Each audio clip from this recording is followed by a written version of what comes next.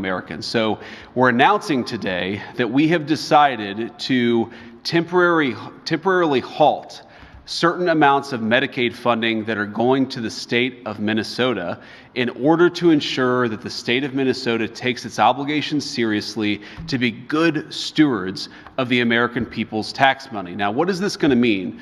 What this means is that, first of all, the providers on the ground in Minnesota have actually already been paid. The state has paid those providers the money.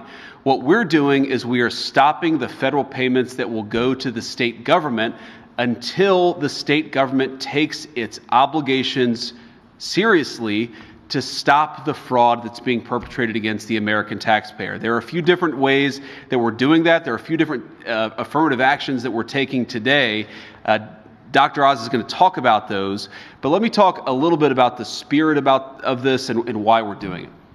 So number one of the examples of fraud that we've seen in Minnesota that we verified that is just awful is that a program that existed to ensure that autistic children had access to some after-school services has made a number of people rich, not by providing services to needy children, but by allowing fraudsters to take money that ought by right go to American citizens and to American families and to set up sham businesses, set up sham clients, set up people who are not even autistic but claim to be autistic in order that they benefit from the money that's out there. Now, what does that mean?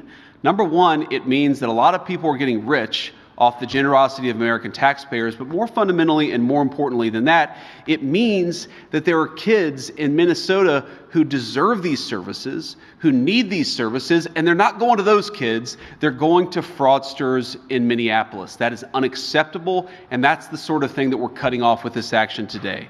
Let me make one final point about the spirit of this. You know, one of the things I love about our country is that we're a generous country. We're a generous people. We take care of our fellow citizens who can't afford medical care because they're down on their luck. We take care of people who can't afford to put food on the table even though they work hard and play by the rules. We recognize that we're all in this together, and part of the reason why we have Medicaid, or part of the reason why we have food stamps, part of the reason why we have these programs is we want to make sure that kids who grew up in families not all that different from the family that I grew up in, that they have access to the basic necessities: food, medical care, after-school services when their family needs them but they're unable to pay.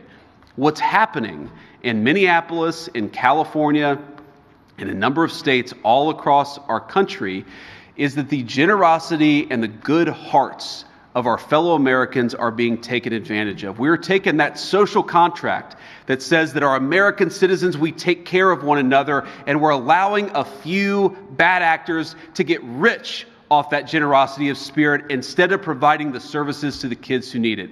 This is disgraceful. It has happened for too long. Far too many people have gotten rich by taking what is the best of the American spirit and getting rich off of it instead of providing services to kids who need it.